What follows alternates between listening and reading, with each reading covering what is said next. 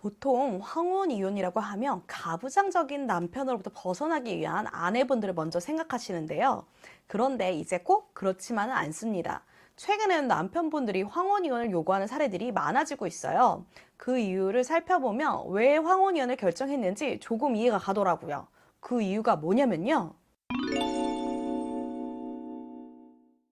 안녕하세요. 최변TV의 최선혜 변호사입니다. 요즘 황혼이혼이 전체 이혼의 3분의 1 이상이라고 합니다. 통계적으로는요, 20년 이상의 결혼 생활을 한 부부의 이혼은 모두 황혼이혼에 해당이 돼요.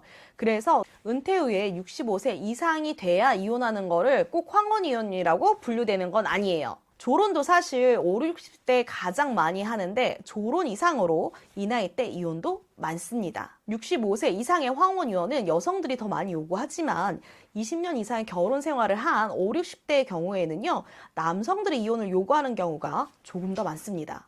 왜 5, 60대 남자들은 이혼을 요구할까요? 제가 10년 넘게 변호사 생활하면서 보고 느낀 사실 그대로 말씀을 드릴게요. 이제 100세 시대잖아요. 인생은 60부터라고 하잖아요. 그러니까 제2의 인생을 살고 싶은 거예요. 5, 60대의 경우에는 자녀를 성인이 될 때까지 다 키웠으니 책임감을 벗어나 두 다리 튼튼할 때 제2의 인생, 나를 위한 삶을 살겠다고 이혼을 결심을 합니다. 그런데 거기엔 개개인의 사정이 있어서 크게 두 부류로 나눠서 설명할 수 있을 것 같아요.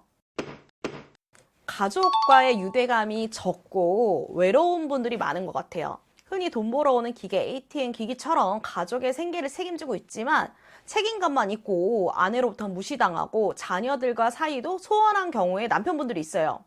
더 이상 가족을 위해 희생하지 않고 존중받지도 못할 바에는 나를 위해서 제2의 삶을 살겠다고 이혼을 선택하십니다. 이혼을 안 한 상태에서는 혼자 결정하지 못하는 것도 많고 배우자의 관계없이 마음 편히 원하는 걸 하겠다고 이혼을 선택하는 분들이 의외로 많습니다. 특히 이런 분들이 여성보다는 남성분들이 통계적으로 좀 더 많은 것 같아요. 대한민국의 5, 60대 여성, 남성들은 모두 가족을 위해 내가 하고 싶은 것들에 대한 욕망을 누리고 희생하신 분들이 많아요. 이제 자녀도 성인이 됐으니 남은 인생 그동안 못했던 거, 내가 하고 싶은 일, 여행, 사업, 취미 등 사람마다 차이가 있겠지만 내가 원하는 거를 하고 살겠다는 거죠. 그런데 내가 원하는 삶을 사려고 하면 배우자의 반대, 설득, 너무 예상이 되는 거예요. 20년 넘게 같이 살았으니까 상대방이 어떻게 나올지 서로 간에 너무 잘 알게 되는 거죠. 딱히 유책 배우자가 없는 황혼이혼의 경우에는 서로 간 협의가 잘 돼서 협의 이혼을 선택하는 경우가 많은데요. 이렇게 이혼 소송 없이 황혼이혼을 하려면 이 세 가지는 기억해 두는 것이 좋습니다. 첫 번째는요, 재산 분할은 공정하게 하시라는 거예요. 소송을 하더라도 재산 분할에 차이가 없도록 아내가 재산 분할 금액에 납득할 수 있을 정도의 재산 분할을 하셔야 됩니다. 두 번째는요, 절세는 철저히 하시라는 겁니다. 어차피 할 이혼, 양측 모두 취등록세, 양도세 등 최대한 절세해서 손해를 줄이려고 하시는 게 중요해요. 제가 여기에 대해서는 제 영상을 많이 남겼으니까 이거 꼭 보시기 바랍니다. 세 번째는요, 재산 분할의 약속에 대한 불안감을 해소시킬 것입니다.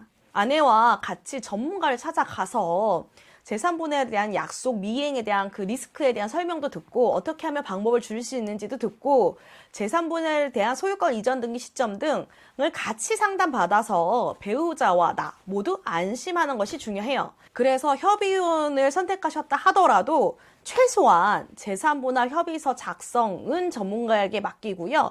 어차피 소유권 이전 등기 신청을 해야 된다면 이 경우도 미리 선임을 하시는 게 좋아요. 사안에 따라서 상담을 받아보시면 이거는 좀 조정이혼을 하시는 게 필요할 것 같다 이런 분들도 있거든요. 이 경우에는 한쪽이라도 꼭 조정이혼 그 대리인을 선임하셔가지고 조정 신청을 하시는 게 좋습니다. 오늘은 5, 60대 그 남편분들이 왜 황혼이혼을 원하는지 그 이유에 대해서 말씀을 드렸는데요. 다들 아시겠지만 제 사건 중 많은 사건들의 공통점을 알려드린 거예요. 물론 다른 사례들도 많으니까 참고만 하시기 바랍니다. 오늘도 도움이 되셨다면요. 구독, 알람, 좋아요, 댓글 부탁드릴게요.